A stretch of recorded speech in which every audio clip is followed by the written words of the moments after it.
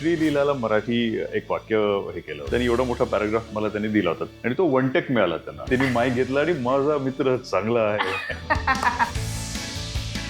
मी David वॉर्नरला भंडारा लावलेला आहे. Is this turmeric? म्हटलं no sir, this is bhandara. मी कोणालाच पाय पडून देत नाही, लहान मुलांचा पाय पडून देत नाही. तुम्हाला पाय पडायचं असेल तर तुम्ही जेजुरीच्या दिशेने नुसते हात जोडा, तुम्हाला तुमचा नमस्कार तो श्री खंडेराव मिळेल, पण मला प्लीज पाय पडू नका. Hi hello welcome. मी तेजल चौकेकर खोत लोकशाही मिररच्या नव्या एपिसोडमध्ये तुम्हा सगळ्यांचं मनापासून स्वागत करते. आज मिररमध्ये माझ्यासोबत गप्पा मारण्यासाठी एक खास व्यक्ती आलेली आहे आणि खरं तर तितकीच प्रभावशाली व्यक्ती आहे असं म्हणायला हरकत नाहीये, कारण त्यांनी हिंदी, मराठी, साऊथ चित्रपटातून प्रेक्षकांच्या मनात अधिराज्य गाजवलंय. तसंच जय मल्हार या मालिकेतून लोकप्रियता मिळाली. अर्थातच माझ्यासोबत आहे देवदत्त नागे. नमस्कार. जय मल्हार. जय मल्हार. कसे आहात? मी मस्त. तुम्ही कशा आहात? मीही मस्त आहे. म्हणजे सुरुवातीलाच तुम्हाला जेव्हा पाहिलं तेव्हा तुमच्या कपाळाला तो भंडारा आहे आणि ती जे व्यक्तिमत्व आहे जय मल्हार खंडेरायाची भूमिका ते आजही जगतं असंच वाटतंय. त्याचे जे काही मी आज या सुद्धा प्लॅटफॉर्मवर आहे त्याचा बेस जय मल्हारच आहे. नक्कीच. कारण जय मल्हार नंतर तसं टर्निंग पॉइंट्स आपले बरेच मिळत असतात आपल्याला. सो पहिला टर्निंग पॉइंट माझा कालाई तस्मे नमा एक मालिका होती. सो ज्याच्यामध्ये मला पहिल्या माझ्या ऑडियन्सने म्हणजे पहिल्या एक व्यक्तीने तुम्ही कृष्णा पाटील असं विचारलं होतं. सो ती पहिली ओळख होती माझी. त्याच्यानंतर देवे आणि तो एक टर्निंग पॉइंट झाला आणि त्याच्यानंतर जय मल्हारनी तर आयुष्यच पूर्ण बदलवलं. श्री खंडेरायांप्रती किंवा महादेवांप्रती म्हणतात श्रद्धा एक वेगळीच भावना आहेच. ती कदाचित ती सार्थकी लागली असं म्हणायला हरकत नाही. आणि अजून सुद्धा जय मल्हार मालिकेचे काही जे रेकॉर्ड्स आहेत ते ब्रेक झालेले नाही आहेत. अजून सुद्धा सेम पॉप्युलरिटी आहे, सेम तेच लोकांचं सेम प्रेम आहे. सो हा भंडारा ते ग्रॅटिट्यूड आहे की जो भंडारा तिथे लावला जायचा म्हणजे जेव्हा मालिका सुरू होती तेव्हा शूटिंगच्या वेळी जो भंडारा होता तो त्या द्वय शिवलिंगावरचाच भंडारा होता, जेजुरीचाच भंडारा असायचा. कारण मी ठरवलं होतं की आपण परमेश्वराचं स्वरूप साकारतोय तर त्याची अशी कुठली गोष्ट आहे की जी माझ्या बरोबर सतत राहू शकेल. तर तो भंडारी अशी गोष्ट आहे ना की जी सतत माझ्या मी माथी वावरू शकतो ती. सो जेव्हा जेव्हा आमचं शूट असायचं म्हणजे प्रत्येक दिवशी सुरुवात त्या भंडाऱ्यापासूनच झालेली आहे. आणि जेव्हा श्री खंडेरायांना तुम्ही सर्वांनी जे बघितलेलं आहे त्या स्क्रीनवर जो भंडारा होता तो अशी तशी हळद नाही, तो भंडारा तिथल्या जेजुरीचाच भंडारा असायचा. खरं तर ते सातत्य तुम्ही आजही राखताय. तो भंडारा तुम्ही आजही तुमच्या कपाळी लावून मिरवताय असं म्हणायला हरकत नाहीये, कारण त्या भंडाऱ्याने आज तुम्हाला इथपर्यंत आणून पोहोचवलंय. मला तर त्याबद्दलच विचारायला आवडेल की आपण सुरुवात केली म्हणून विचारते. जय मल्हार ही मालिका जेव्हा साकारत होतात खरं तर एखाद्या परमेश्वराची देवदेवतांसारखी भूमिका आपल्याकडे जेव्हा साकारण्यासाठी येते तर खरं तर ती एक मोठी जबाबदारी असते. आपण तो एक भारदस्त आवाज, ह्या सगळ्या गोष्टी ज्या असतात त्या साकारणं देखील खूप महत्वाचं असतं. ती एक जबाबदारी असते. प्रेक्षकांपर्यंत आपण त्या स्वरूपात त्या रूपात पोहोचू का, प्रेक्षकांना आपलं ते रूप आवडेल का. अर्थातच ते आवडलं. आजही प्रेक्षक तुम्हाला जय मल्हार म्हणूनच ओळखतात आणि खरं तर मलाही असं स्वतःला समोर असे खंडेराय बसलेत असंच वाटतं, कारण तुमची ती पर्सनॅलिटी. ह्या सगळ्याची सुरुवात कशी झाली, ह्या मालिकेचा भाग तुम्ही कसा झालात आणि पहिला सीन आठवतोय का तुम्हाला? मी देवे आणि मालिका करत होतो आणि खूप सुखी होतो त्या तिकडे की हा नॉर्मल आमच्या त्या शिफ्ट असायच्या, एक्सटेंड व्हायचं, पण सगळी फॅमिली वगैरे जी होती ती खूप छान होती. आणि तेवढ्यात मला माझे एक स्नेही आहेत, लोकप्रिय कलाकार आहेत, श्री मनोज कोल्हटकर. सो मनोज सरांचा मला फोन आला की अरे देवा, महेश कोठारे सर एक मालिका करतायत, पौराणिक मालिका आहे, तर त्यांना असा तुझ्यासारखा हट्टाकट्टा वगैरे हवाय, सो तू तुझे फोटोग्राफ्स पाठव, त्यांना भेटून ये. तर मी म्हटलं की पौराणिक मालिका म्हणजे दाढी मिशा सगळं काय काय असेल तर मला ओळखणार कोण. सो एक बोलतो ना की बालभावना म्हणायला हरकत नाही तशी होती ती, म्हणून मी दुर्लक्ष करत होतो. सो 3 दिवस मला मनोजचा सतत फोन करायचे, अरे फोटो पाठवलेस का. शेवटी त्यांनीच माझे फोटो पाठवले होते त्या तिकडे. मग महेश सरांकडनं मला फोन आला, हॅलो मी महेश कोठारे म्हणतोय. म्हटलं आता महेश सरांचा फोन तर त्यांना नाही कसं म्हणायचं. तर ते बोलले अरे मला तुला भेटायचंय. मला भले मी ती खूप मोठी व्यक्ती आहे, लेजंड आहेत त्या, ते लिजंड आहेत. सो त्यांना नाही फोनवर बोलण्यापेक्षा मी त्यांना भेटून नाही बोलणार होतो की मला मायथॉलॉजिकल मालिका नाही करायची. सो मी त्यांच्याकडे गेलो तर त्यांनी मला डायरेक्ट ते डायलॉग्स दाखवले की बघ तर मी बघितलं आणि लगेच देवाच्या कृपेने पाठ लवकर होतं. तो थोडे 2-3 लाईन झाल्या आणि तेव्हा ते म्हणाले थांब. तिथे संतोष आयचित सर होते. सो ते म्हणाले की मला तो कॉस्ट्युम घालायचा आहे, घालून बघायचा कसा दिसतो ते. मी म्हटलं मनात अरे मी तर नाही बोलायला आलो आणि एक एक स्टेप पुढे का जात आहे. सो त्या घंटा ती पगडी वगैरे घातली त्यांनी आणि ते 4 पेक्षा 1-2 लाईन मध्ये म्हणाले थांब बस आम्हाला तेवढंच हवंय. आणि सगळीकडनंच ते पॉझिटिव्ह आलं त्यांच्याकडनं. इव्हन चॅनलमध्ये सुद्धा माझा मित्र अमोल पाठारे त्यांनी सुद्धा माझं नाव सजेस्ट केलं होतं. सो त्याने जय मल्हार मालिका माझ्या भाग्यामध्ये आली. आणि नंतर मला कळलं की आपण कधी कधी काही गोष्टी नाही म्हणत असतो किंवा आपल्याला असं वाटतं अरे असं का होतंय, तर परमेश्वराची काही भावना वेगळी असते, बरोबर. त्याचा खेळ वेगळा असतो. सो त्याच्यावर मी अवलंबून तेव्हापासूनच राहायला लागलो की तुम्ही जे कराल आयुष्यामध्ये ते परफेक्ट असेल. सो अशा पद्धतीने जय मल्हार मालिका पदरी पडली आणि रेस्ट इज द हिस्ट्री असं झालं. येस येस, खरं तर. आणि त्यानंतर ते गाणं सुद्धा खूप छान फेमस झालं. तो तळी भंडारा बानुबाया. होता. हा बानुबाया तर ते गाणं आपण क्रिएट केलं होतं, पण जे जय टायटल मल्हारचं सॉन्ग टायटल होतं सॉन्ग सुद्धा ना खूप. अगडदुम नगारा. हो. सो जिथे आपण श्री खंडेरायांना तळी भंडारा करतो म्हणजे ताट असतं ज्याच्यामध्ये नारळ खोबरं असतं, गूळ असतं, भंडारा असतो, बेल असतात. सो ते तळी भंडारा केला जातो. त्यावेळी जे पारंपरिक जे गाणं आहे ना तेच ते गाणं आहे. हो. सो कसं असायचं तेजल की संध्याकाळी 7 वाजता मालिका लागायची आणि एक्झॅक्ट 7 वाजता तो तळी भंडारा व्हायचा. म्हणजे श्री खंडेरायांचा कुलाचार प्रत्येक महाराष्ट्राच्या प्रत्येक घराघरात होत होता. सो मला खूप अशी भावना आहे की ज्या ज्या घरात हे कुलाचार घडलेले असतील, बरोबर. मालिकाच्या सुरुवातीला जे टायटल सॉन्ग जे ऐकलं जायचं त्यांच्या घरी नक्कीच सुबत्ता किंवा सुख नक्कीच आलं असेल अशी निश्चित. माझी भावना आहे. पण ही भूमिका साकारल्यानंतर म्हणजे एक टेक म्हटल्यानंतर तुम्ही त्या भूमिकेत येणार, एक पॅकअप म्हटल्यानंतर ती भूमिका संपणार. होय. त्यानंतर तुमचं स्वतःचं कॉन्सन्ट्रेशन कसं असायचं की ही भूमिका झाली आणि नंतर पुढे बेसिकली वेळच बाहेर यायचा मिळायचा नाही. त्यातून? वेळच मिळायचा नाही इनफॅक्ट त्याला. मला तेव्हापासून इनफॅक्ट देवणीपासून फक्त 4 तास झोपायची सवय अजून सुद्धा. बापरे. 4-5 म्हणजे 6 तास माझ्यासाठी मी आळशी असल्यासारखं मला वाटतं. सो वेळच नसायचा. फटाफट रूमवर यायचं, फ्रेश व्हायचं, वर्कआउट करायचा. कारण मी वर्कआउट कधीच ड्रॉप करत नाही. सो त्यातल्या त्यात वेळ मिळेल तसा वर्कआउट, मग 12, 1, 2, 3, 4 कसंही असो. सो ते करायचो. त्यामुळे दिवस कसा सरायचा कळायचं नाही. कधी कधी वाटायचं की परमेश्वराने हे 24 तासाचा दिवस ठेवला त्याच्यापेक्षा 36 तासांचा दिवस ठेवायला पाहिजे होता.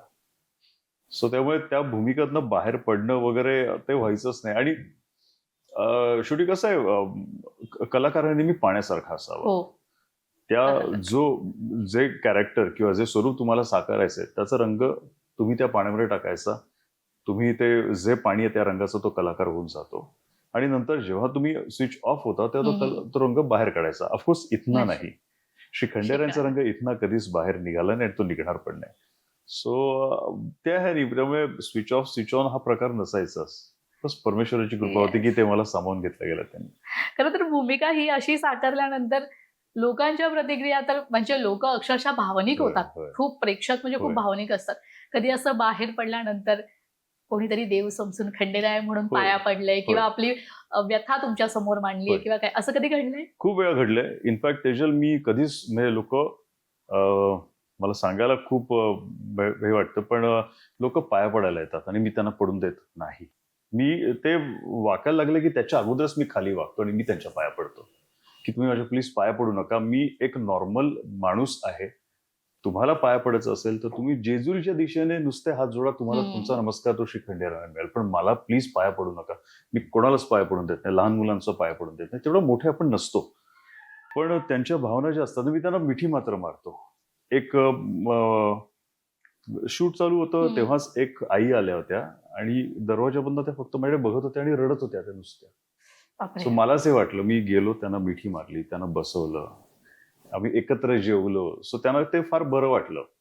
अशी बरीच लोक सतत भेटत असतात आणि अजून सुद्धा तेजल ती लोक भेटत आहेत.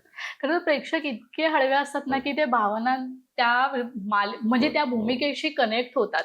तुम्ही जेजुरीला दरवर्षी जाता आता मालिका संपल्यानंतर? होय, अजून सुद्धा मी परमेश्वर ती सेवा करून घेतो. हेच आत्ताच देवाच्या कृपेने जेजुरीमध्ये माझं घर पण होतंय. वाव, गोल्डन जेजुरी म्हणून त्या तिकडे एक प्लॉटिंगचं हे काय काय आहे. दिले खंडेराय या हो, खरंच भूमीकडे. खरंच. बरं तुम्ही ही प्रथा तुम्हाला माहितीच असेल ना, की लग्न झाल्यानंतर होय आपल्या बायकोला उचलून होय घेऊन जायचं. तुम्ही होय. केलं हे गोष्ट?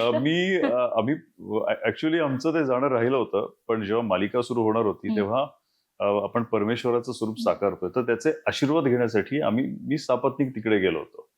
सो नेमके महाशिवरात्रीचे ते दिवस होते. हं, हं. सो शिवलिंग असतात, म्हणजे त्या तिकडे 3 शिवलिंग आहेत. हो. एक वरचं जे शिखरामधलं हं. कळसामधलं जे हं, शिवलिंग हं. आहे ते स्वर्ग शिवलिंग, पृथ्वी शिवलिंग आणि खाली पाताळ शिवलिंग असे. सो ते दर्शन घेताना कांचन माझी हं, पत्नी हं. तिच्या वरच्या शिवलिंगाच्या इथे ना असं दर्शन घेताना कपार लागली होती. सो पूर्ण रक्त सगळं आलं होतं. Oh my God! आणि कोणीतरी म्हटलं त्या तिकडे जे की अरे भंडारा लावा पटकन. सो हं, हं. भंडारा घेतला, लावला. तर अजून कोणतरी म्हटलं अरे मळवट भरला गेलेला आहे, कारण ते कुंकू आणि हळद असं ते दिसलं. सो तसं दर्शन घडलं. म्हणजे मला वाह! तिला उचलून मी तिला नाही नेलं, पण पुढे श्री न्याल, परत खंडेरायांनी न्याल. आता छान घर होते जेजुरीत तर हा, मस्त. आम्हाला व्हिज्युअली ती पाहायला सुद्धा आवडेल. माझ्यासारखी हेल्दी आहे. पाहिलंय आम्ही. सो त्याच्यामुळे मला पण आम्ही जात असतो. नक्की. आम्ही प्रॉपर जात असतो त्या तिकडे आणि घर होतंय आता त्या तिकडे मस्त. देवाच्या कृपेने. अजून काय हवंय? छान. आणि आपण अजून एक गोष्ट हवी की माझा चित्रपट येतोय घबाडकुंड, तो बस ब्लॉकबस्टर ठरायला पाहिजे, बस नक्कीच, बाकी निश्चितच. काही नाही. जय मल्हार बद्दल बोलू तितकं कमीच आहे.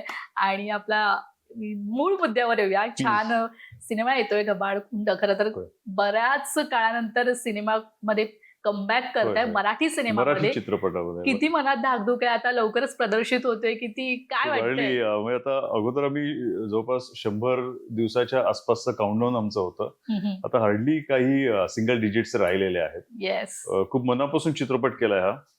प्रीतम एस के पाटील हा डिरेक्टर आहे आणि त्यांनी मला एकदा फोन केला होता की दादा मी असं असं एक चित्रपट करतोय, तर हे कॅरेक्टर प्लीज तुम्ही करा. ऍक्शन आहे, असं सगळं आहे. म्हटलं ठीक आहे. सो जे कॅरेक्टर वाचलं तर त्याच्यामध्ये एक जो मुद्दा होता ना तो मला पटत नव्हता आणि तो मुद्दा काढताच येत नव्हता, कारण त्याच्यावरच सगळी कथा पुढे होती. सो मी त्याला म्हटलं की प्रीतम प्लीज मी हे कॅरेक्टर नाही करू शकत रे. सो हरकत नाही. तो चित्रपट होता अल्ल्याड पल्ल्याड. अल्ल्याड पल्ल्याड त्यांनी मला मोबाईल ह्याच्यावर लॅपटॉपवर दाखवला, रॉ होता. तो बघितल्यावरच मी त्याला म्हटलं अरे हा मूवी ब्लॉकबस्टर ठरणार आहे बघ. तो मूवी ब्लॉकबस्टर ठरला. जवळपास 50 पेक्षा जास्त दिवस थिएटरमध्ये होता. आणि परत काही दिवसानंतर मला परत प्रीतमचा फोन आला काही पिरियड नंतर की दादा हे कॅरेक्टर मी तुम्हाला डोळ्यासमोर ठेवूनच लिहिलेलं आहे. म्हटलं ओके. सो त्यांनी मग मला त्याचे काही पैलू सांगितले. ऍक्शन आहे, असं आहे, तो एक डिटरमाइंड आहे, त्याचा एक गोल आहे, त्या गोलसाठी तो धडपडतोय. सो ते कॅरेक्टर खंगरी जे घबाडकुंड चित्रपटामध्ये आहे. सो ह्या सगळ्या गोष्टीने घबाडकुंड चित्रपटामध्ये मी एंट्री केली. आणि खंगरी हे कॅरेक्टर, त्या कॅरेक्टरचं नाव खंगरी आहे. प्रीतमला ना असं काहीतरी आउट ऑफ बॉक्स नाव ठेवायला फार आवडतात. अल्ल्याड पल्ल्याड, घबाडकुंड, दिल्या, रंगी, चेलुसा. आता चेलुसा हे त्याचं कॅरेक्टर, म्हणजे चेलुसा काय, तो बोला नाही तो चेला आहे म्हणून चेलुसा. सो तसंच खंगरी. सो मी म्हटलं खंगरी ओके. त्याला सुद्धा प्रीतमला सुद्धा त्याचा अर्थ माहित नव्हता. तेजल या इथे कनेक्टिव्हिटी कशी असते बघा तुम्ही, की जेव्हा मी खंगरी नाव गुगल केलं तेव्हा मला त्याचं उत्तर मिळालं की हिमालयामधला एक असं माउंटन, एक असा पर्वत ज्याच्यावर अजून कोणाचा पदस्पर्श झालेला नाही. The untouched mountain it's called as Khangri. नेपाळमध्ये किंवा भारताच्या त्या भागामध्ये त्याला खंगरी बोलतात. सो ते परत हिमालयाशी कनेक्टेड ते सगळं. आणि जे खंगरी कॅरेक्टर आहे घबाडकुंडमध्ये त्याच्या इथे रुद्राक्ष आहे. सो जे तुम्ही जे बघितलं सगळं ते सगळ्या गोष्टी तो करणार आहे. सो असं ते खंगरी कॅरेक्टर घबाडकुंडमध्ये 19 जूनला तुम्हाला भेटायला येते. प्लीज थिएटरमध्ये जाऊन बघा. निश्चित. म्हणजे कुठेतरी ती कनेक्टिव्हिटी देवाची आहेच आणि तो आशीर्वाद, तो हात तुमच्या डोक्यावर आहेच. बरं, या चित्रपटाचा जो ट्रेलर पाहिला त्यामध्ये सस्पेन्स आहे, हॉरर आहे, ऍक्शन आहे, या सगळ्या गोष्टी पाहिल्या. अंधश्रद्धा देखील थोडीफार प्रमाणात दिसते. पण मला असं विचारायचं होतं की आता समाजात या सगळ्या गोष्टी आपण पाहतो, अंधश्रद्धा या सगळ्या गोष्टी पाहतोय. या चित्रपटातून प्रेक्षकांना काय संदेश देता येणार आहे? तेजल बेसिकली पूर्णतः काल्पनिक चित्रपट आहे हा. बरोबर. त्याची कथा पटकथा सगळे प्रीतम स्वतः लिहिलेली आहे. कशाचाच कुठल्या कॅरेक्टरचा कशाशी संबंध नाहीये. आणि ह्याच्यामध्ये आपण जे बघतो काही ट्रेलर मध्ये बघितलेलं आहे. सो आपण एखादी ओपनिंग करतो किंवा एखाद्या गोष्टीची सुरुवात करतो, ती सुरुवात करताना आपण श्रीफळ वाढून करतो ना, नारळ वाढून करतो किंवा हार घालून, उदबत्ती ओवाळून, दिवा ओवाळून, ह्या सगळ्या गोष्टी त्या तिकडे आहेत. आपण मी बऱ्याच वेळा बघतो म्हणजे एखाद्याच्या घरावर नजर नको लागायला किंवा घराला नजर नको लागायला आपण बाहुली किंवा गाडीला असं बाहुली हे टांगतोच तसं. तसंच ह्या काही ज्या गोष्टी आहेत, अंधश्रद्धा वगैरे काही नाहीये. ज्या गोष्टी अंधश्रद्धाच्या गोष्टी करू नयेत ते सांगण्यासाठी आपल्याला काही दाखवणं गरजेचं आहे, पण अंधश्रद्धाशी निगडीत खरंच काही नाहीये. बस माझ्या ह्या कुटुंबाने यायचं, एंटरटेनमेंट आणि एंटरटेनमेंट त्यांना कॉमेडी आहे. कुशल बद्रिके आहे त्याच्यामध्ये, प्राजक्ता हनमघर आहे त्याच्यामध्ये. सो कॉमेडी खूप छान, छोटे अशा गोष्टी आहेत ना, त्या खूप आपल्याला हसवत जातात. बेसिकली एक ही ट्रेजर हंट कसं असतं तसं ते आहे. आपण हॉलिवूडमध्ये बघतो, आपण बॉलिवूडमध्ये, आपण टॉलिवूडमध्ये सुद्धा अशा कथा बघतो. मराठीमध्ये सुद्धा अशा कथा आणायला लागतात. पण ह्या अशा कथा पडद्यावर दाखवणं, त्याचे VFX, त्याचे DI, त्याचं कलर करेक्शन, तेजल हे करण्यासाठी खूप खर्च आहे. बरोबर. सो हा खर्च उचलणं, तेवढा खर्च करणं, पण तो रिकव्हर होण्यासाठी प्रत्येक जण, म्हणजे मराठी कलाकार प्रत्येक जण महाराष्ट्राला सांगतात की तुम्ही प्लीज थिएटरमध्ये येऊन चित्रपट बघा. ऍक्च्युली आता पाहायला गेलं ना तर मराठी प्रेक्षक आता मराठी चित्रपटगृहात जाऊन म्हणजे चित्रपटगृहात जाऊन पिक्चर पाहायला लागलेत. कारण आता तुम्ही नुकतेच बघा देऊळ बंद सिनेमा चांगला प्रतिसाद मिळाला, अनेक छान मराठी मूवी आले. तुम्हाला असं वाटतं मराठी इंडस्ट्रीमध्ये सकारात्मक बदल झाले? ऍब्सोल्युटली. कारण हे आता त्यांच्या म्हणजे माझ्या ह्या कुटुंबाच्या असं लक्षात आलेलं आहे की असे जे मूवीज काही असतात ना ते रिलीज झाल्यानंतर काही सेकंदामध्ये मोबाईलवर येतात. बरोबर. पण मोबाईलवर त्यांना मजाच येत नाही, त्यांना फक्त ती कथा कळते. पण तुम्हाला जो व्हिज्युअल इफेक्ट जे आहे, जो साऊंड इफेक्ट जो आहे ना, तो थिएटरमध्येच मिळतो. सो घबाडकुंड असा चित्रपट आहे ना की ज्याचे व्हिज्युअल इफेक्ट्स खूप चांगले आहेत. सीसी जे तुम्हाला व्हिज्युअली जे ट्रीट मिळणार आहे ना ती खूप जबरदस्त असणार आहे. प्लस साऊंड जो आहे तो एटमॉस, डॉल्बी ह्या पद्धतीचा आहे. हॉरर मूवी मध्ये साऊंड खूप इफेक्ट करतो. सो हॉरर सुद्धा आहे, थ्रिलर सुद्धा आहे हा मूवी, ऍक्शन आहे. सो त्याच्यामुळे ह्याचे सगळेच जे काही इफेक्ट्स आहेत ना, इफेक्ट फक्त तुम्हाला थिएटरमध्ये बघायला मिळतील. पण हे सीन शूट कुठे झालेत? खेड शिवापूरमध्ये, जिथे आपण जवळपास 18,000 स्क्वेअर फीटावर आपण तो जो सेट उभा केला होता त्या शेडमध्ये मोठ्या, त्या विहिरीचा जो सेट आहे तो, त्याच्यानंतर आतमधले टनल्स वगैरे सगळे आहे ते ऑलमोस्ट 95% तिथेच शूट झालेलं आहे.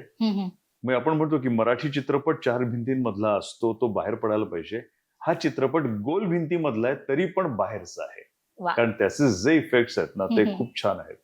आणि तेजल आपलं तर मराठी प्रेक्षक, माझे मराठी कुटुंब ना थिएटरमध्ये त्याच्यासाठी जायला लागले की मोबाईलवर मजा नाही येते, आपल्याला थिएटरमध्येच तो जो काही इफेक्ट आहे तो बघायला मिळतो. सो त्यामुळे मराठी चित्रपट हळूहळू वरती चाललेला आहे. मी आता तेलुगू मूवी केल्या. सो त्या तेलुगू लोकांशी मी भेटलो जेव्हा इंटरॅक्शन व्हायचं तेव्हा. सो काही लोकांनी मला सांगितलं की आम्हाला जी सॅलरी मिळते ना सर, सो त्या सॅलरी मधला आम्ही काही पार्ट बाजूला ठेवतो मूवी बघण्यासाठी. तर एवढे लोक मूवी प्रेमी आहेत, त्याच्यामुळे त्यांच्या इथे प्रत्येक मूवी 100, 150, 200 करोड करतं. बरोबर. आता तुम्ही हा मुद्दा विचारला म्हणून म्हणजे तुम्ही मराठीमध्ये, बॉलिवूड, हॉलिवूडमध्ये, टॉलिवूडमध्ये पण काम केलंय, साऊथ मूवीमध्ये काम केलंय. प्रत्येक भाषेची आणि प्रत्येक संस्कृती तुम्हाला अनुभवायला मिळाली. काय कसं असतं म्हणजे साऊथमध्ये आपण पाहायला गेलं ना तर साऊथ मधले जे कलाकार असतात किंवा तिकडची जी मंडळी असतात त्यांचं ना विशेष करून त्यांच्या लँग्वेजवर खूप प्रेम असतं आणि खूप लॉयल असतात ती गोष्ट. आणि तीच आपण मराठीमध्ये सुद्धा करायला किती फरक जाणवतो. आणि साऊथ मधल्या लोकांबरोबर काम करण्याचा तुमचा अनुभव कसा? खूप मस्त. म्हणजे अजून सुद्धा काल परवाच माझं बोलणं झालं माझ्या काही मित्रांशी. ते एक फॅमिली होऊन जाते ती. मी जेव्हा रॉबिनहूड चित्रपट करत होतो तेव्हा जो आमचा जो एक चीफ असिस्टंट आहे आणि रायटर रॉबिनहूड चित्रपटाचा, सो तो बोला की sir I want to write something in your vanity, can I? म्हटलं हा प्रभाव त्याचं नाव. म्हटलं why in my vanity? Sir रात के रूम में ना आपके व्हॅनिटी में पीस मिलता है थोडा.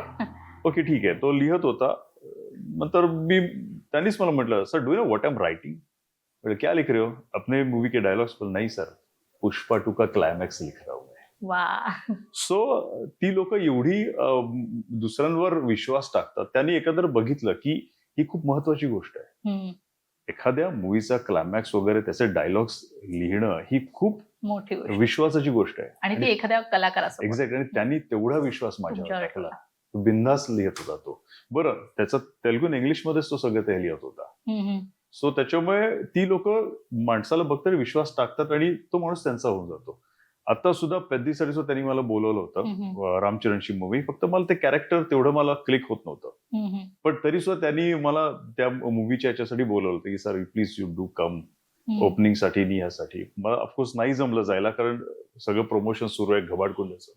सो ती लोक खूप छान आहेत, आपल्या मराठी सारखीच आहेत, फक्त आपल्याला भाषा कळत तुम्हाला नाही. भाषा शिकलात तुम्ही थोडीफार? नाही, थोडी थोडी शिकलो मी. मला बोलता येत नाही, पण कोणी बोललं तर माझ्या तर लक्षात यायला लक्षात लागलं. येतं. अगोदर काय व्हायचं की ते बोलायचं काहीच कळायचं नाही आणि आता ते बोलायला लागले की मी बोलतो अंडरस्टँडिंग.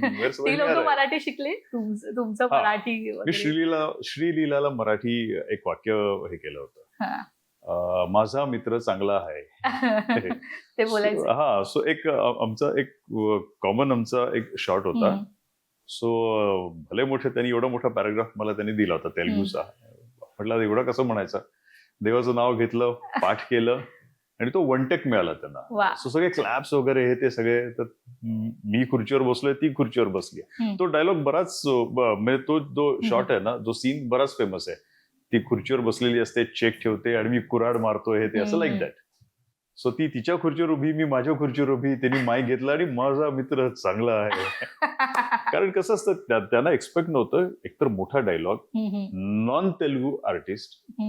सो रिटेक्सच्या सगळ्या गोष्टी त्यांनी डोक्यात ठेवल्या होत्या की कदाचित एक 10-15 रिटेक्स तरी शुअर होणार. पण ते वन टेक मध्ये मिळालं, दुसरा टेक सुद्धा त्यांना ओके मिळाला. सो त्यामुळे तिथलं म्हणजे म्हणतात ना की मराठीशी कनेक्टिव्हिटी जी आहे ना ती फार वेगळी ठेवली आहे. मी डेव्हिड वॉर्नरला भंडारा लावलेला आहे. वा, त्यांनी पाहिलं तुमचं? हा. सो आम्ही मेलबर्नला शूट करत होतो. सो माझं नेहमीच आहे, मी गेलो की पहिले भंडारा लावतो ते. सो सकाळी उठलो, भंडारा लावला वगैरे, सेटवर गेलो मेकअप करायच्या अगोदर. तर सगळे कॉफीसाठी एकत्र आले होते. सो त्यांनी विचारलं इज दिस टर्मरिक? म्हटलं no sir, this is bhandara. येळकोट येळकोट जय मल्हार बोलायला सांगितलं. तसं बोलला, तोडकं मोडकं काय पण बोलला. सो श्री खंडेराय यांची कृपा अशी आहे की मेलबर्न मध्ये सुद्धा तिकडचा माणूस सुद्धा जय मल्हार बोलू शकतो. वा, जिथे तुम्ही तिथे खंडेराय.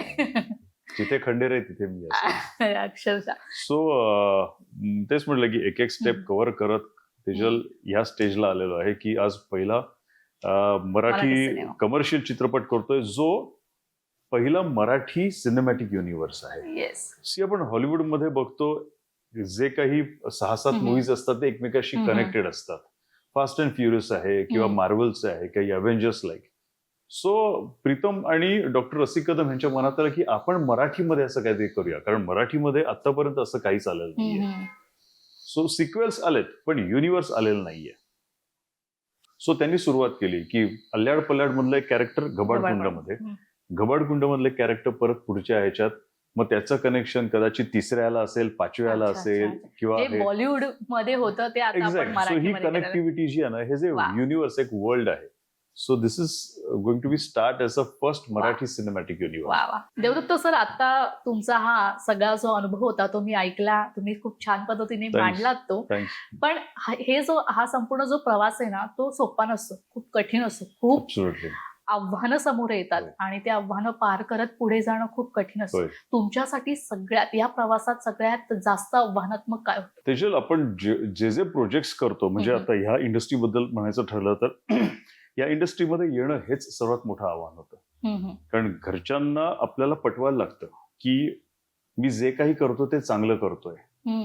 असं नाही फक्त मुलींनाच फक्त मज्जाव केला जातो. मी पुरुष असून सुद्धा मला मज्जाव केला गेला होता की नाही, अभ्यास करायचा, वेल एज्युकेटेड व्हायचं, जॉब करायचा. घरच्यांचा पाठिंबा नव्हता? अजिबात नव्हता. सो माझे वडील तर स्टेट बँकमध्ये डिस्ट्रिक्ट कोऑर्डिनेटिंग मॅनेजर. सो त्यांचं म्हणणं असं की तू वेल एज्युकेट अशा ह्याच्यामध्ये तू मला हवायस. सो त्यांच्यासाठी मी एज्युकेशन कम्प्लीट केलं. ते स्टेट बँकमध्ये क्लास 4 ऑफिसर होते. सो मी सुद्धा इक्विव्हलंट माझ्या मल्टीनॅशनल कंपनीमध्ये ते पद तिथपर्यंत गेलो. मल्टीनॅशनल कंपनीमध्ये मी जवळपास 12 वर्ष त्याच्यामध्ये होतो. नॉर्मल कंपनी आणि मल्टीनॅशनल कंपनी असं धरून 12 वर्ष मी पॅरामेडिकलला होतो, मार्केटिंगमध्ये होतो. सो नंतर मग म्हटलं की नाही आता आपण या इंडस्ट्रीमध्ये यायचं. सो तो सुद्धा जो निर्णय होता तो निर्णय आव्हानात्मकच होता. बापरे. सो ते पेललं सगळं आव्हान, म्हणतात ना की आव्हान पेलायलाच लागतं, त्याशिवाय ते आव्हान आपल्याला त्याला सामोरं जाता येत नाही. एक एक प्रोजेक्ट करताना, देवयानी करताना पहिल्यांदा कळलं की डे नाईट काम करायला लागतं. टेलिव्हिजन. सो ते सुद्धा केलं, रात्र काम केलेलं आहे. सो ते आव्हान होतं, ते कम्प्लीट केलं. जय मल्हारच्या वेळी तर प्रचंड आव्हान असायची, म्हणजे एकदम ऊन, खूप तळपतं ऊन आहे. आणि त्यामध्ये श्री खंडेरायांना म्हाळसाईने जो शाप दिला होता ते म्हातार बाबा साकारायचे. हो हो. पहिली गोष्ट, म्हातार बाबा साकारायचे हेच मोठं आव्हान होतं, की एवढं हट्टकट्ट शरीर आहे, हे समथिंग दिस, हे लपवायचे आहे तर काय करणार. सो त्यांनाच सांगितलं की तुमचं स्वरूप साकारतोय. आणि मग तो ढगळ एक अंगारखा घातला, माझी आजी जशी चालायची तशी ती चाल मी करायला लागलो. सो त्यांनी म्हातार बाबा साकारला गेला. ते म्हातार बाबा जेव्हा चालायचे ते अनवाणी असायचे, आणि ते वरचं तळपतं ऊन, मे महिना, आणि फुल माती, ती म्हणजे तापलेली माती. सो त्या ज्या पायाला पडलेल्या भेगा अजून सुद्धा आहेत. सो ते रिकव्हर होत नाहीयेत. मला वाटतं राहू देतात, ते आठवण करून देतात की कष्ट काय असतात ते, आणि लोकांनी त्याच्यावर प्रेम जे केलं ना, ते आठवण होते त्याची. सो ही प्रत्येक आव्हानं प्रत्येक प्रोजेक्टला येतच होती. तानाजी द अनसंग वॉरियर ह्या चित्रपटाच्या दरम्यान तर माझ्या पायाला मसल टियर झाला होता. काफ मसल टियर होता. त्या दुखऱ्या पायाने सगळे ऍक्शन केल्यात. देवाची कृपा की ते समोर स्क्रीनवर दिसलं नाही. आणि तानाजी मधलं काम देखील भारी होतं, मस्त होतं, मजा आली करताना. आणि आम्हाला तुम्हाला तिथे पाहून अजूनच खूप भारी वाटलं.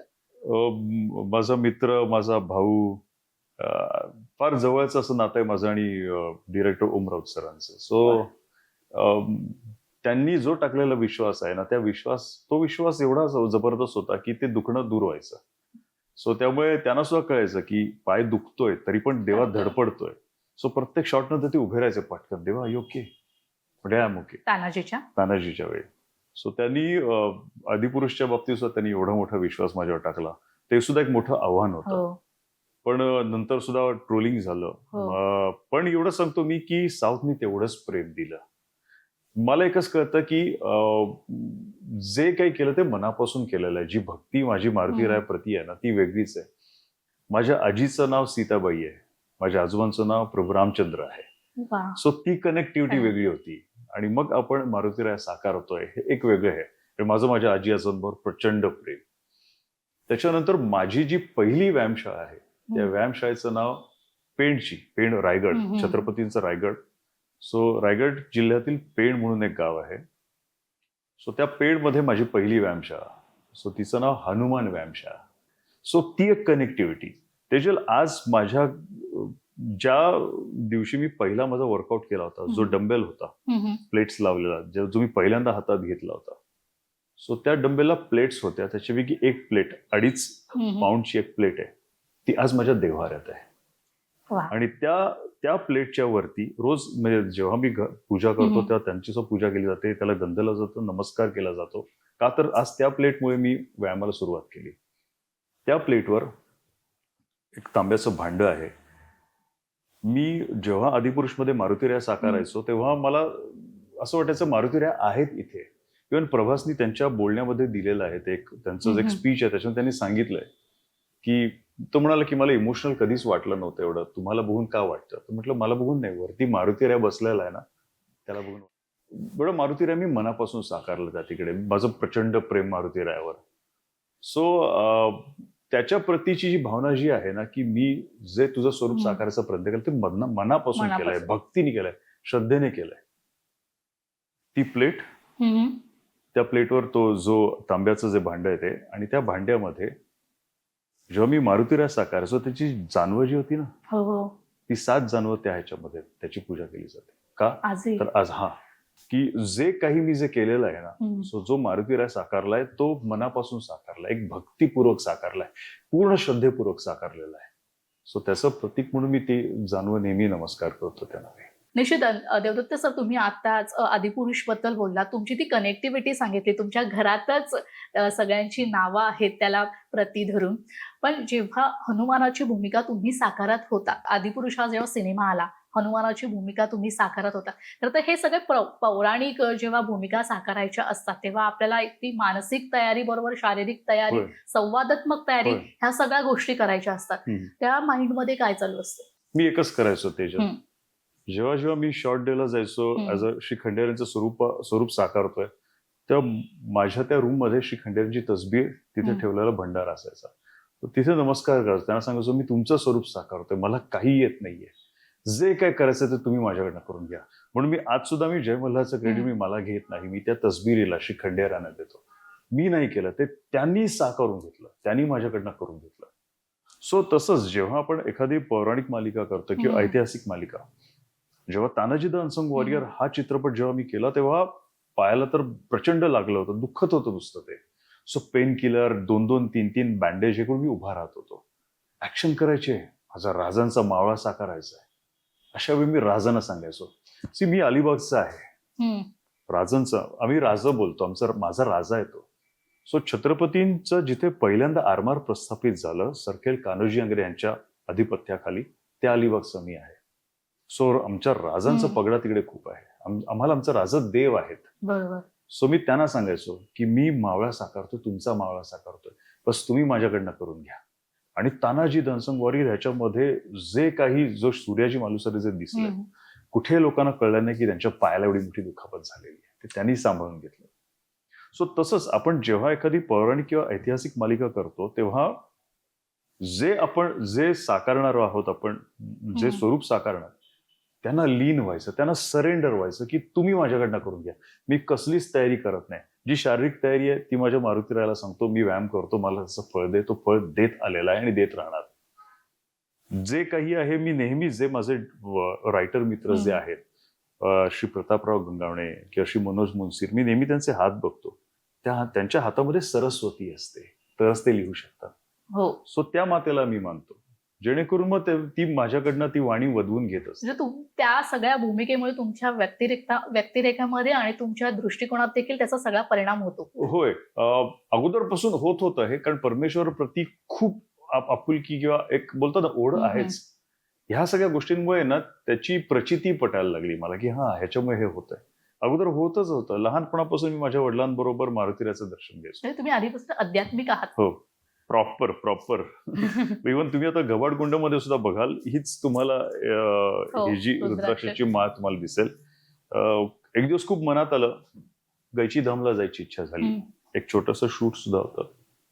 सो मी त्या तिकडे गेलो गायची धामला, निमकोरेली बाबांचं दर्शन घेतलं. संध्याकाळी मनात आलं आपण राहूया इथे, दुसऱ्या दिवशी परत दर्शन घेतलं. मनात आलं परत तिसऱ्या दिवशीचं दर्शन घेतलं मी, एवढी ती ओढ लागली होती परमेश्वरावरती. सो तिकडनं काहीतरी घ्यायचं जे माझ्याजवळ हवं, कारण फ्लाईटमध्ये तुम्हाला बऱ्याच गोष्टी नेता येत नाही. सो म्हटलं काय, हाताला पटकन ती माळ लागली, म्हटलं ही माळ राहू दे. आणि ती माळ तेव्हापासून माझ्या हातामध्ये. आणि ऑलमोस्ट माझ्या बऱ्याचशा आता जे नंतरचे चित्रपट झाले किंवा जे प्रोजेक्ट झाले त्याच्यामध्ये ही माळ दिसते. सो परमेश्वर सतत बरोबर असतो, त्यामुळे भीती कसलीच नसते. निश्चित. ह्या सगळ्या भूमिका, पौराणिक कथा, या सगळ्या भूमिका तुमच्यापर्यंत येऊन पोहोचतातच. मात्र तसाच एक वेगळा सिनेमा सत्यमेव जयते, यामध्ये तुमचं एक वेगळं रूप आम्ही पाहिलं. पोलीस इन्स्पेक्टरची भूमिका साकारली, थोडी निगेटिव्ह शेड होती त्याच्यामध्ये. एक सीन होता मोहरमचा, तिथे जॉन अब्राहम आणि तुमचा जो ऍक्शन सीन चालू होता, तो सीन अक्षरशः अंगावर काटे आणणारा होता. तो सीन शूट करताना एकंदरीत काय माहोल होता? एक ती कव्वाली आहे, ताजे दारो हरम, ही खूप प्रसिद्ध कव्वाली आहे. सो ती कव्वाली त्या तिकडे खास त्या सिच्युएशन साठी वापरली होती. मला एकदम मिलाप झवेरी, जो सत्यमेव जयतेचे डिरेक्टर आहे, चांगला मित्र आहे. सो त्याचा फोन आला की Dev, I want you in front of John Ibrahim, दोनों हट्टे कट्टे हो, मुझे फाइट दिखानी है, एक कैरेक्टर है, निगेटिव शेड है. ते बोले की मुझे पता है तू केमियो नहीं करता, पर मेरे लिए प्लीज करना, ये अच्छा है. जॉनला, मला जॉन प्रचंड आवडतो, जॉन इब्राहिमला मी खूप फॉलो करतो. फक्त एकच गोष्ट त्याची फॉलो करत नाही, तो साखर अजिबात खात नाही, मी साखर खूप खातो. सो मला त्याच्यावरनं बोलणं सुद्धा झालं होतं आमचं की Dev, you are having poison, you are eating poison, sugar is poison आहे, मला त्यांनी सांगितलं होतं. तरी पण म्हटलं मी बाकी गोष्टी ऐकेन, हे नाही ऐकणार. सो म्हटलं ठीक आहे, हरकत नाही. मग त्यांनी मला सांगितलं की तो थोडंसं ग्रे शेड आहे, असं असं कॅरेक्टर आहे, सॉन्ग एक असणार आहे आणि जॉन बरोबर फाईट आहे. म्हटलं ठीक आहे, माझ्यासाठी जॉन आदर्श आहे, आयडल आहे. सो म्हटलं चलो हरकत आहे. सो त्याने ते मी सत्यमेव जयतेमध्ये काम केलं. पण माझे डायलॉग डिलिव्हरी ओव्हरऑल सगळं बघितलं, मिलाप मला म्हणाला की देव, तुला तर मेन कॅरेक्टरसाठी घ्यायला पाहिजे, हे जे कॅरेक्टर आहे ते थ्रू आउट ठेवायला पाहिजे, तो मजा आली असती. कारण त्याला काय वाटलं की मी एक हट्टाकट्टा आहे, डायलॉग डिलिव्हरी काय करता येणार नाही बहुतेक मला, फक्त ऍक्शन करेन मी वगैरे. पण ते जे डायलॉग्स ते सुद्धा ऑलमोस्ट सिंगल टेक मध्ये ओके झाले. म्हणजे माझे मॅनेजर त्या तिकडे होते, ते म्हणाले सुद्धा की लोक चांगलं बोलतात या बाबतीत की तुम्ही रिटेक्स दिले नाहीत ते. सो मला हे सुद्धा म्हणाले की अरे कॅरेक्टर ना थ्रू आउट ठेवायला पाहिजे, तर मजा आली असती. नंतर त्यांनी मला मर्जावासाठी सुद्धा बोलवलं होतं. सो कसं असतं, कॅरेक्टर कुठले काय आहे ह्याच्यापेक्षा आपण कसं निभावतो ते जास्त महत्वाचं आहे. आणि शेवटी इंडस्ट्री आपल्या मित्रमैत्रिणींची आहे, आपल्या माणसांची. सो त्यांनी मला ॲज अ मैत्रीच्या नात्याने सांगितलं, आणि त्याला माहितीये की ह्यांनी माझ्या कुठल्याच कॅरेक्टरला अपाय होणार नाहीये. सो म्हणून मी ते कॅरेक्टर ऍक्सेप्ट केलं आणि लोकांना ते चांगलं वाटलं सुद्धा. जी अंकिता म्हणून जी आर्टिस्ट त्या तिकडे होती, छान आमचे भाऊ बहिणीचे आमचे मस्त असे वार्तालाप चालू असतात वगैरे. सो खूप छान, तिसो आर्टिस्ट खूप छान, तिसो खूप चांगलं कोऑपरेट केलं वगैरे. आणि ओव्हरऑलच मस्त मूवी झाला तो. निखिल सर सुद्धा, निखिल अडवाणी जे त्याचे प्रोड्युसर आहेत, ते सुद्धा माझ्या कामावर खुश होते वगैरे. सो म्हणतात ना की एक एक फेदर आपण आपल्या टोपीमध्ये, आपल्या कॅपमध्ये लावत असतो. तो सत्यमेव जयते सुद्धा माझ्यासाठी एक फेदर आहे. त्याच्याचमुळे मला मर्जावा मिळणार होतं, पण म्हणजे मर्जावा चित्रपट जो सिद्धार्थ मल्होत्राचा होता, पण पॅरलली तानाजीचं शूट चालू झालं होतं. सो मला ते करता नव्हतं आलं. निश्चित सर, असं म्हटलं जातं की मराठी कलाकारांकडून वगैरे की बॉलिवूडमध्ये आपल्याला मराठी कलाकारांना पाहायला गेलं तर तशा भूमिका मिळत नाही. एखाद्या नोकराची भूमिका किंवा साईड हिरो वगैरे अशा भूमिका मिळतात, पण त्याला तुम्ही अपवाद ठरले असं खरंच अपवाद ठरला त्या गोष्टीसाठी. आणि तुम्ही अजय देवगण, सैफ अली खान म्हणा किंवा जॉन अब्राहम या सगळ्या बॉलिवूडच्या मोठ्या कलाकारांबरोबर काम केलं. तुमचा त्यांच्यासोबतचा कसा अनुभव आहे? नाही, चांगलं आहे. कारण कसं असतं, जेव्हा आपण मानतो की ही लोक आज माझ्यापेक्षा खूप अगोदरपासून इंडस्ट्रीमध्ये, इनफॅक्ट आपले मराठी कलाकार सुद्धा मी त्यांना सुद्धा म्हणतो, जसं आपल्या चित्रपटामधला म्हणजे घबाडकुंडे चित्रपटामधला संदीप पाठक. मी संदीपला नेहमी बोलतो की संदीप, माहित नाही आपल्या वयाचं, पण तू माझ्यापेक्षा सिनियर आहे, मात्र खरं आहे. कारण तो आज बरीच वर्ष मराठी चित्रपट इंडस्ट्रीमध्ये आहे. मी हार्डली मला वाटतं 15 वर्ष झाली असतील, पण तो ऑलमोस्ट 25 वर्ष, 30 वर्ष ते आहेत. सो त्याच्यामुळे ना एक माझ्याकडे रिस्पेक्ट त्यांना जो जातो ना तो वेगळा आहे. सेम म्हणजे जो रिस्पेक्ट फक्त अजय देवगण सरांनाच जातो किंवा जॉन इब्राहिमला जातो असं नाही. सेम रिस्पेक्ट माझा संदीप पाठकला जातो. सेम रिस्पेक्ट माझा कुशल बद्री केलं जातो. का तर माझ्यासाठी ते सुद्धा ऐकलंय. आज एवढी वर्ष त्यांनी ही आपली मराठी चित्रपट इंडस्ट्री तगवून ठेवलेली आहे. हे खूप मोठं आहे. मला एक सांगायला आवडेल, एका इव्हेंटमध्ये ज्या एक लिजेंड ऍक्ट्रेस आहेत, लीला गांधी माहिती आहे ना, सो त्या आणि आम्ही एकदा एका स्टेजवर होणार होतो. सो त्या त्यांच्या रूम मध्ये होत्या, मी बाजूच्याच रूम मध्ये होतो. मी त्यांच्या असिस्टंटला म्हटलं की मला मॅडमना भेटायचंय, लीलाजींना. तर त्यांनी माझी भेट करून दिली. मी जाऊन त्यांना डोकं टेकलं पायावर. तर त्या बोलला, अरे तुम्ही हे काय करताय तेव्हा? मी म्हटलं, हे जे डोकं टेकणं हे यासाठी की तुम्ही खस्ता खाल्ल्यात. आज तुम्ही ट्रकमध्ये जाणं किंवा बसमध्ये जाणं, चालत जाणं, सेटवर म्हणा, शूटवर म्हणा, हे सगळं तुम्ही केलंय. पण आज तुम्ही जी मेहनत घेतली आहे त्यामुळे मराठी चित्रपट इंडस्ट्री तगली आहे, म्हणून आज आम्ही गाड्यांमध्ये फिरतो. ऍक्च्युअली सो एक त्यांच्या प्रतीची भावना फार वेगळी आहे. सो सेम आज कुशल असो, संदीप असो, आपले बरेचसे मराठी आर्टिस्ट असो, आज त्यांनी धडपड केली जे हिंदीमध्ये तुम्हाला दिसले नाहीत, चालतील, पण आज त्यांनी सर्वात मोठं काम केलं की मराठी चित्रपट industry, Marathi television industry, Marathi रंगभूमी त्यांनी हट्टी कट्टी ठेवली. म्हणून आज आमच्यासारखे कलाकार त्याकडे बिंदास वावरू शकतात. कारण आपण भूमिका करतो. आता तुम्ही जय मल्हारमुळे प्रसिद्ध झालात, आदिपुरुष सिनेमात दिसलात, मात्र आपण जे काम करतोय, जी आपली प्रसिद्धी आहे ती टिकवून ठेवणं देखील त्या कलाकाराला तितकंच गरजेचं असतं, तितकंच महत्वाचं असतं. मी काहीच करत नाही. मी एवढंच करतो की मला समोर माणूस आहे ना, तो माझ्यासारखाच माणूस आहे ह्याचाने मी वावरतो, किंवा मी त्या माणसासारखा आहे. मला आताच हे की मी जिना चढत असताना तुमच्याच ऑफिसमधले दोघं बिचार बाजूला थांबले. जरा ढकललं, पुढे ठेवलं, म्हटलं चल रे माझ्या बरोबर. काय तू पण असं? मी काय सोनं लागलं थोडंच. सोनं फक्त श्रीखंडे राहायला लागतं, मला नाही लागलं. सो आपण माणसाला माणसासारखं का वागवत नाही, बस दॅट्स इट. मी सिम्पल. मी कुठल्याही टपरीवर जाऊन चहा पितो. मी बेसिकली माझा राजांचा मावळा आहे. भाकरी, त्याच्यावरती पिठलं, त्याच्यावर कांदा, अशी खाणारी आम्ही माणसं आहोत, डोंगरात राहणारी. त्यामुळे आम्हाला ते छान शौकी वगैरे गोष्टी काय नाही. हा, भले मी सुपर बाईक चालवत असेल, सगळं चालवत असेल, पण मी माझी सायकल सुद्धा तेवढंच प्रेमाने चालवतो. वा. भले आपण अगदी 4 व्हीलर हे ते, पण माझी जुनी बाईक सुद्धा मी त्याच याने. त्या सगळ्याचा रंग लाल आहे का, तर माझ्या एसटी बसचा ज्याच्याबद्दल मी स्ट्रगल केलं त्याचा रंग लाल आहे. सो ह्या सगळ्या गोष्टी जेव्हा आपल्या एकत्र मनामध्ये साचतात ना, तेव्हा आपल्याला आपले पण काही राहत नाही. आपल्याला कळतं की आपण किती लहान आहोत आपण आणि किती आपल्या समोर किती मोठी माणसं आहेत. म्हणजे आपण जे काही झेप घेतलेली आहे ती झेप नाही, ती छोटीशी उडी आहे. हम्म. हा, त्याच्यापेक्षा ती किती मोठी माणसं आहेत, आपल्याला तिथपर्यंत पोहोचायला किती वेळ लागेल. सो तो प्रयत्न आहे. सो त्याच्यामुळे काय होतं की आपण सतत शिष्य ह्याच्यामध्ये राहतो आणि समोरचा गुरु आहे, आपल्याला त्याच्याकडनं काहीतरी शिकायला मिळतंय. भले लहान मुलं असो. माझा मुलगा, हम्म. मी त्याचा बाप आहे, पण तरी पण मला टेंडनायटिस झालेला आहे, मला माझा एल्बो खूप दुखतो, तरी पण मी वर्कआउट काही ना कधी करत असतो.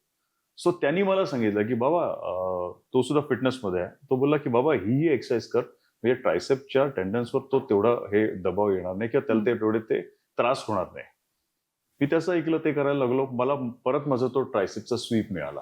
सो तुमचा गुरु म्हणजे तुम्ही बाप आहात म्हणून फक्त नाही, तुमचा मुलगा सुद्धा तुमचा गुरु काही प्रमाणात होऊ शकतो. सो प्रत्येकामध्ये काही ना काहीतरी ना शिकण्यासारखी गोष्ट असते.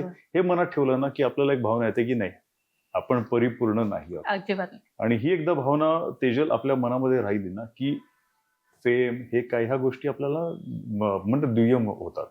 पण तुमचा हा सगळा प्रवास ऐकला तर मला म्हणजे तुमच्या वडिलांची म्हणजे इच्छा नव्हती की तुम्ही या क्षेत्रात यावं. तुमचं बालपण कसं होतं जाणून घ्यायला हे आवडेल. धमाल. मी खूप खूप मस्ती केलेली आहे. हा. म्हणजे घरात काय तोडलं फुडलं ना, काही माझ्याकडे नसेल तरी माझ्याकडे बोट दाखवलं जायचं. हा, पण तुटलेलं असेल ती गोष्ट मी जोडून मात्र द्यायचो. बरोबर. हा. मग तो ट्रान्झिस्टर असो, रेडिओ असो, टेप रेकॉर्डर असो, सायकल असो, काही असो. मी 7वी-8वी मध्येच माझी सगळी सायकल मी डिमेंटल करायचो आणि परत मग ती असेंबल करायचो. मला त्याच्यामध्ये खूप मजा यायची. कदाचित बऱ्याच लोकांना माहित नसेल, सस्पेन्शनची सायकल आली होती माहितीये. हा. सो ती सायकल यायच्या अगोदर मी माझ्या सायकलला सस्पेन्शन्स लावले होते. वा. मी तेव्हा पेटंट केलं असतं तर कदाचित मी सायंटिस्ट म्हणून सुद्धा फेमस झालो प्लॅन असतो. बी हा असता. सो खूप खूप म्हणतात ना की खूप मस्ती केलेली आहे. पण एवढंच आहे की कोणाला त्रास झाला नाही त्याचा. क्रिकेट खेळायचो, काचा फोडलेल्या आहेत, पण तिथे काचा लावायचो आम्ही परत दुसऱ्या. भले दुसऱ्यांच्या काचा काही बालपण ना. कुठे होतं. पेणमध्ये आणि अलिबागमध्ये दोन्ही ठिकाणी अच्छा. माझं फार दूर नाही आहेत ती ठिकाणं. हो. सो दोन्हीकडे माझं बालपण गेलेलं आहे. आणि मात्र एक असायचं की गॅदरिंग असो काही असो, मी स्टेजवर असायचो. वा. एकदाच फक्त माझा हात फ्रॅक्चर झाला होता, तेव्हा मी ऑडियन्समध्ये काही वेळ बसलो होतो. हम्म. पण मला ते राहवलं नाही की स्टेज आणि त्या तिकडे. मग मी जाऊन ते बॅकस्टेजला सगळ्यांना मदत करत होतो. सो स्टेज कधीच सोडलं नाही. म्हणून माझी सुरुवात रॅम्प पासून झाली आहे इंडस्ट्रीमध्ये. वा. Ramp shows. बस लहानपण प्रत्येकाला आवडतच. पुन्हा जागावं असं वाटतं. ऍब्सोल्युटली. मला एक माझ्या लहानपणाची गोष्ट सांगायची वाटेल. सगळे म्हणतात की मसल्स हे ते सगळ्या गोष्टी. मी आमच्या टेरेसवर बराच वेळ असा बसायचो का, तर कुठं तरी मला सुपरमॅन दिसेल. हा, हा. तासन तास बसायचो, कुठेतरी मला सुपरमॅन दिसेल. एवढा तो पगडा सुपरमॅनचा होता. He Man, Phantom, Spiderman, Superman, Batman हे माझे अजून सुद्धा हिरो आहे. अजूनही अजून सुद्धा. तुमच्या मुलाला आवडतात या गोष्टी. होय, त्याला बॅटमॅन प्रचंड आवडतो. त्याच्या रूम मध्ये सगळीकडे बॅटमॅनचं सगळं आहे. वा. सो मला त्यांच्यासारखं व्हायचं तर काय करायला पाहिजे, तर त्यांच्याकडे युनिक गोष्ट कुठली आहे तर मसल्स. तुझा मसल्स मॅन. सो म्हणून मी वर्कआउट करायला लागलो. मारुती राया, त्याची ताकद, तो उडतो, त्याला ताकद आहे. ताकद काय, तर मारुती राया हट्टाकट्टा आहे. त्याचे जे बायसेप्स आहेत, शोल्डर्स आहेत. सो म्हटलं म्हणून मी व्यायामाला लागलो. आणि देवाची कृपा की पहिलीच व्यायामशाळा जिचं नाव हनुमान व्यायामशाळा. त्याची ही सगळी कनेक्टिव्हिटीचा आपण विचार केला तर एकच कळतं की आपण खूप लहान आहोत. एक गमतीशीर प्रश्न. प्लीज. तुमचं आणि कांचन मॅमचं लव्ह मॅरेज आहे का arrange marriage? Lovely arrange marriage. आम्हाला ऐकायला आवडेल. आमचं भांडण व्हायचं. आम्ही किल्ला केलेला असायचा आणि ती याची बघायला, ती आणि तिचा भाऊ आयडिया आमच्या ज्या काही असतील कधी कधी हे लहानपणी लहानपणापासून. सो मी ओरडायचो, जा आमचा किल्ला नाही बघायचा, तुम्ही आमचं हे करताय, अभिजित जा, कांचन जा, तुम्ही आमचा किल्ला हे करतायत, तुम्ही काय म्हणतात त्याला हायजॅक करतायत, तसंच आहे आमचा राजांचा किल्ला आमचा असं वगैरे. सो तेव्हापासून आमची हे झाली. मग आम्ही कॉलेजमध्ये एकत्र होतो, पेडच्या कॉलेजमध्ये, आणि एक चांगली फ्रेंडशिप होती. सो विचार केला की आपण आयुष्य एकत्र घालवायला काहीच हरकत नाही. त्यांना मान्य होतं तुम्ही या क्षेत्रात येणार? तिच्या सपोर्ट शिवाय मी येऊ शकत नव्हतो या इथे. जेव्हा मला जेव्हा रिझाईन करायचं होतं मी मर्क सेरेनामध्ये होतो. एक मोठी अमाऊंट ऍज अ सॅलरी तुम्हाला मिळत असते. दर महिन्याला तो मस्तकी मेसेज येतो जो मी मिस करतो. तुम्हाला येत असेल, मला येतो. Your account is credited bye so and so. अरे Yes. एवढी मजा आहे माहिती तेव्हा. किती लाखो करोडचे चेक त्याच्यापुढे फिके आहेत असा तो मेसेज असतो. सो ते रिझाईन करताना तिचा खूप सपोर्ट झाला. तीच मला म्हणाली की तू समजा ह्याच्याच मध्ये राहिलास तर तुला तुझं जे ऍक्टिंगचं जे आहे करिअर ते परस्यू करता येणार नाही. सो मग घेतला निर्णय आणि ते निर्णय घेतला तो सार्थकी ठरला. बरं, तुमचं हे जे शरीर आहे म्हणजे तुम्ही जे मेंटेन करताय खूप छान. या सगळ्याला किती मेहनत घ्यावी लागते आणि किती मेंटेन ठेवावं लागतं या सगळ्या गोष्टी की आपण अप टू डेट जसं आहोत तसंच पुढे राहायचं. तेजल, आता आम्ही जवळपास महिनाभर आम्ही घबाडकुंड चित्रपटाच्या प्रमोशनसाठी धावतोय. दिवस रात्र धावतोय. म्हणजे इंटरव्ह्यूज कधीच संपत नाहीत असं झालेलं आहे. कंटिन्यू एका मागोमाग एक इंटरव्ह्यूज चालूच आहेत. जेवण अवेळी नाही. मी आत्ताच्या दिवसभरामध्ये मी घरी काय 3 कप चहा माझा झाला असं समथिंग. इथे आलं तुमच्या इथे 1 कप चहा, एक प्रोटीन शेक माझं पेलो, बस दॅट्स इट. बाकी काही खाणं नाही. सो ह्या सगळ्या ह्याच्यामध्ये ना एक गोष्ट अशी ना की ऍटलिस्ट तुमच्या मसलला मुवमेंट मिळणं गरजेचं आहे. तसं आपण आता पाहतोय, आम्ही न्यूजमध्ये अनेक अशा बातम्या देतोय की मसल्स गेन करताना किंवा काही अवजड वस्तू उचलल्या, अननेसेसरी गोष्टी करायला लागतात. अननेसेसरी ज्या गोष्टी होत आहेत त्यामुळे लोक मृत्युमुखी पडतायत, अटॅक येतोय, ह्या सगळ्या गोष्टी होतात, ह्या जिममुळे ही होत आहेत, अशा सगळ्या बातम्या देखील समोर येत आहेत. मी आतापर्यंत तेजल जे मी स्टडी करतोय किंवा जे बघतोय ना, तर अगोदर जे बॉडी बिल्डर्स जे असायचे त्यांचं एज 60 वरनं 50 वरनं 40 वरनं 30 आलेलं आहे. जे प्रोफेशनल बॉडी बिल्डर आहेत ते, कारण ते स्टिरॉइड्स घेत आहेत. मी स्टिरॉइड्स अजिबात घेत नाही. बऱ्याच लोकांचं म्हणणं आहे की मी स्टिरॉइड्स घेतले असतील वगैरे, तर मी कधीच स्टिरॉइड्स घेतलेलं नाहीये. मी कधीच दारू प्यालेलं नाहीये. मला सिगरेटची चव माहिती नाहीये. कसं असतं, जेव्हा तुम्ही स्टिरॉइड्स घेता मसल्ससाठी, सो तुम्हाला फक्त दिसतात ते तुमचे एक्सटर्नल मसल्स जे व्हॉलेंटरी मसल आहेत. व्हॉलेंटरी म्हणजे तुम्ही त्यांना ऑर्डर देऊ शकता. पण जे इंटरनल मसल्स काही आहेत, इनव्हॉलंटरी मसल्स, आणि सर्वात मोठं उदाहरण म्हणजे आपलं हृदय, हार्ट, त्याच्याकडे लक्ष जात नाही. किती लोक मॉनिटर करतात? नाही करत. सो त्या हार्टवर सुद्धा त्याचे परिणाम होत असतात. आपले मसल्स दिवसभरातून फक्त 1 तास समजा काम करत असतील, पण आपलं हार्ट 24 तास काम करतंय. बरोबर. सो त्या स्टिरॉइड्स इफेक्ट त्याच्यावर सुद्धा होत असणारच ना. सो म्हणून हार्ट अटॅक येणं वगैरे प्रकार कदाचित होत असतील. किती वयाच्या मुलांनी जिम सुरुवात केली पाहिजे? मी 16व्या वर्षी केलेली आहे. मी 16व्या वर्षी केली. मी त्या दिवशी मी एक मस्तकी फोटो टाकला होता माझ्या कॉलेजमध्ये. मी असंच माझ्या नितीन म्हणून माझा आतेभाऊ आहे, त्यांनी क्लिक केलेला फोटो टाकला होता की 17 वर्षाचा मी असताना, आणि माझ्या बाजूला माझा दुसरा फोटो 17 इंची माझा आर्म असताना, म्हणजे आर्म आहे त्याचा.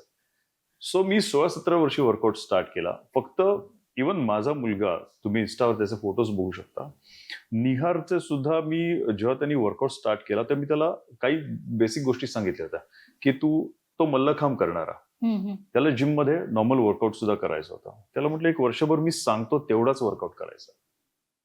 सो त्यांनी ते फॉलो केलं आणि आता तो स्वतः डेव्हलप होत चाललेला आहे. तो सुद्धा नॅचरल बॉडी बिल्डर. मी नॅचरल फिटनेस प्लेअर आहे. मी नॅचरल फिटनेस प्लेअर आहे. काय होतं, तुम्ही बऱ्याच वेळा ना काही इन्फॉर्मेशन तुम्हाला मिळतात आणि तुम्ही फटाफट त्याच्यामध्ये वाहवत जाता. प्रत्येकाचं शरीर वेगळं आहे. भले 2 पुरुष असतील तरी त्यांचे मसल्सची ठेवण, हेरिडेटरी, या सगळ्या गोष्टी वेगळ्या आहेत.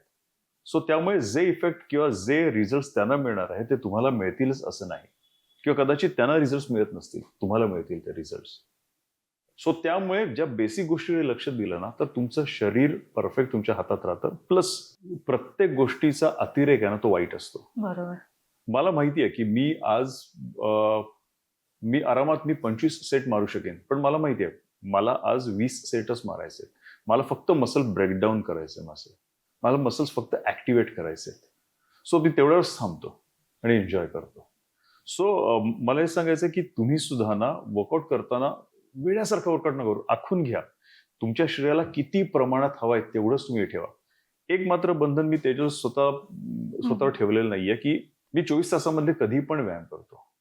का ती अगोदर रिक्वायरमेंटच झाली होती. देवयानीचं शूट किंवा जय मल्हारचं शूट किंवा आता इव्हन घबाडगुंडच्या शूटच्या वेळी सुद्धा मी 24 तासामधले जमेल तसा मी वर्कआउट करायचो. मग 2 वाजता दुपारी सुद्धा केलेलं आहे आणि 2 वाजता मध्यरात्री पण केलेलं आहे. बापरे. घबाडकुंड शूटच्या वेळी तर जो खंगरी जो आहे तो हट्टाकट्टा हवाय. तो हट्टाकट्टा हवाय, त्यासाठी तुमचे मसल सतत पंप असायला पाहिजेत. का तर मी नॅचरल आहे, मी स्टिरॉइड्स घेणार नाहीये ज्यांचे मसल्स प्रत्येक वेळी आखीव रेखीव दिसतात अगदी. सो माझ्या अंगावर थोडा तरी फॅट लेअर असणार नॅचरल असल्यामुळे. सो मला ऍटलिस्ट पंप करणं गरजेचं आहे. सो मी टोटल त्या 18 तासामध्ये आम्ही 18 तास शूट करायचो. आम्ही 12 तास म्हणजे एक शिफ्ट नाही, आम्ही 18 तास म्हणजे 1.5 शिफ्ट शूट करायचो. मोठा जोक आहे आणि तो 1.5 शिफ्टचा. सो त्या 1.5 शिफ्ट मध्ये जसं जमेल तसं मी वर्कआउट करायचो. आखून घेतला होता की आपण एक्झॅक्ट घबाडकुंडच्या वेळी. सो जेव्हा जेव्हा शॉट सुरू असायचा ना, माझा शॉट लागेल त्याच्या अगोदर मी वॉर्मअप करायचो. सो त्यांनी माझं टेंडनायटिस वाढला सुद्धा होता. सो त्रास आहेच हा. पण एवढंच आहे की ते मी स्वतःच्या ह्याला लावून घेतलं नाही की मी सकाळीच व्यायाम करणार किंवा मी दुपारीच व्यायाम करणार किंवा मी रात्रीच व्यायाम करणार नाही. जमेल तसं मी स्वतःला त्याच्यामध्ये म्हणतात ना की ठेवलेलं आहे त्याच्यामध्ये. तुम्हाला कधी हॉरर एक्सपिरियन्स आलाय? नाही, जो परमेश्वराला मानतो त्याच्या आजूबाजू असा नाही काय. म्हणून म्हटलं ना की भूत प्रेत निकट नाही यावे. निश्चितच. बरं, आता हा सिनेमा येतो 19 जूनला, घबाडकुंड. घबाडकुंड. नेमकं काय आहे घबाडकुंड? कसलं घबाड समोर येणार आहे प्रेक्षकांच्या? आपण कुठे गेलो तरी आपल्याला कसलं ना कसलं तरी घबाड मिळतच. आपल्याला खूप भूक लागलेली असते आणि आपण कोणा आप्तेष्टांकडे गेलो आणि ते म्हणतात चला मस्तपैकी जेवण केलेलं आहे, वरण भात भाजी भाकरी आहे. सो आपल्यासाठी ते घबाड असतं की भूक लागली आणि आपल्या समोर एवढं पंचपक्वान्न मिळतं. सो ते आपल्यासाठी घबाड असतं. तसंच माझं हे जे कुटुंब आहे ना, हे आपल्या दोघांना बघतंय, तर ते कुटुंब जेव्हा थिएटरमध्ये जाईल तेव्हा त्यांना एंटरटेनमेंटचं घबाड मिळणार आहे. निश्चितच. आणि हे घबाड ज्या त्यांना त्या विहिरीमध्ये मिळणार आहे, ते कुंड आहे, ते हे घबाड कुंड. ही सगळी जी कथा आहे ही काल्पनिक कथा आहे आणि ही सगळी कथा त्या कुंडामध्ये घडते, त्या विहिरीमध्ये घडते. सो त्या विहिरीमध्ये जे काही ट्रेजर आहे, जे काही रहस्य आहे, कसं काय आहे, हे सगळं जे घबाड मिळणार आहे ते 19 जूनला फक्त आणि फक्त थिएटरमध्ये. तेजल काय होतं, मी मगाशी म्हटलं ना की मूवीज रिलीज होतात आणि पटकन त्या मोबाईलवर येतात एक अनऑथोराइज्ड ऍप मधनं. ती मजाच मिळत नाही त्यांना. खूप मेहनतीने छोट्या छोट्या गोष्टी बारकाईने आपण एक लाईट जरी आपण ऑफ केला तरी सुद्धा आपल्या चेहऱ्यामध्ये फरक कळतो किंवा ओव्हरऑल अपीरियन्स मध्ये फरक जाणवतो. सो त्यामुळे त्या छोट्या छोट्या गोष्टी लक्षात ठेवून घबाडकुंड चित्रपट बनवलेला आहे. तसे VFX खूप स्ट्रॉंग आहेत. अजय देवगण सरांच्या ऑफिसमध्ये त्यांचे जे DIचं त्यांचं जे ऑफिस आहे त्याच्यामध्ये आपण कलर करेक्शन केलेलं आहे NY मध्ये. सो खूप उच्च प्रतीचं आपण या इथे कलर करेक्शन ह्या गोष्टी दिलेल्या आहेत. ॲटमॉस किंवा डॉल्बी साऊंड सिस्टीम त्या तिकडे आहे. सो त्याच्यामुळे जो साऊंड इफेक्ट असणार आहे ना, तो साऊंड इफेक्ट सुद्धा जबरदस्त आहे. या सगळ्या गोष्टी मोबाईलवर नाही बघता येत. आणि आपल्याला आपली मराठी चित्रपटसृष्टी समजा वरती आणायची असेल ना, तर आपल्याला एक करायला लागेल, असा तसा आपण खर्च करतो. आपल्याला चित्रपटगृहामध्ये हा नॉमिनल खर्च करायला काही हरकत नाही, कारण तुम्हाला त्याच्यापेक्षा कितीतरी पटीने तुम्हाला तो एक्सपिरियन्स जो मिळणार आहे घबाडकुंडचा, तो अलौकिक आहे. आणि म्हणून मी प्रयत्न करत असतो की प्रत्येकाने प्लीज थिएटरमध्ये जावं, जेणेकरून जो थिएटरमध्ये जो गल्ला केला जातो, आम्ही अशी लोक नाही की चला मोठा गल्ला झाला, आपण आता या गाड्या घ्या त्या गाड्या घ्या. परमेश्वराच्या कृपेने ह्या गोष्टी येतच असतात, पण हे जे रिम्युनरेशन असतं ना, ते पुढच्या प्रोजेक्टसाठी वापरलं जातं. सो समजा आपणच आता सपोर्ट केला नाही तर घबाडकुंड आपण जे युनिव्हर्स म्हणून तुमच्या समोर मांडतोय त्याचा पुढचा भाग आपल्याला ह्याच्यापेक्षाही अजून चांगल्या पटीने करायचा आहे. सो तो करण्यासाठी तुमचा हातभार लागणं गरजेचं आहे. म्हणून मी आवर्जून सांगतो, प्लीज 19 जूनला घबाडकुंड आपला चित्रपट प्रदर्शित होतोय. First Marathi cinematic universe. प्रत्येक मराठी माणसाला अभिमान वाटावा अशी गोष्ट आहे. याचे साक्षीदार प्लीज तुम्ही व्हा आणि फक्त थिएटरमध्ये याची साक्ष द्या. निश्चितच सर, घबाडकुंड हा सिनेमागृहात चांगला चालणार दमदार गल्ला होणार त्याचा, आणि प्रेक्षकांना खरंच असं सिनेमा पाहायला देखील खूप आवडतायत आणि मराठी प्रेक्षक पुन्हा एकदा प्रेक्षकगृहात वळतोय हे आपण चित्र पाहतोय. आणि मराठी कलाकारांना हवं तरी काय असतं की प्रेक्षकांचा भरभरून प्रतिसाद आणि त्यांचं प्रेम हेच मराठी कलाकारांना हवं असतं आणि त्यासाठीच तो कलाकार धडपडत असतो. आणि नक्कीच मराठी हा जो सिनेमा आहे आपला घबाडकुंड, हा दमदार एंट्री करणार, सिनेमागृहात आणि खूप छान चालणार. सो नक्की पहा 19 जूनला घबाडगुंड हा सिनेमा फक्त थिएटरमध्ये. फक्त थिएटरमध्ये. देवदत्त सर, खरंच तुम्ही इथे आलात, खूप छान गप्पा मारल्या, तुमचा संपूर्ण प्रवास सांगितला. जय मल्हार मधल्या एक एक गोष्टी आम्हाला ज्या माहिती नव्हत्या त्या सांगितल्या आणि खरंच तुम्ही इथे बसलात, खरंच प्रत्यक्षात खंडेराय बसलेत असं देखील वाटतंय, कारण तुमचा जो मी खूप वेगळ्या दिवशी इनफॅक्ट मी आज सॉल्ट अँड पेपर लुक थोडा ठेवायची इच्छा झाली, रॉ राहायची इच्छा झाली. फक्त एक गोष्ट काय माहिती म्हणजे तो भंडारा. निश्चितच. तुम्ही इथे येऊन खूप छान गप्पा मारल्यात माझ्यासोबत. थँक्यू. त्यासाठी खूप खूप धन्यवाद. मला वेळ दिलात त्यासाठी खूप धन्यवाद. खूप धन्यवाद. बस माणूस आहोत, माणसासारखे जगा, बस बाकी काही. थँक्यू. तर लोकशाही मिररमध्ये वेळ झाला तर इथेच थांबायची. पुन्हा भेटूया नवीन कलाकारासहित. तोपर्यंत तुम्ही कुठेही जाऊ नका. पाहत रहा लोकशाही मराठी.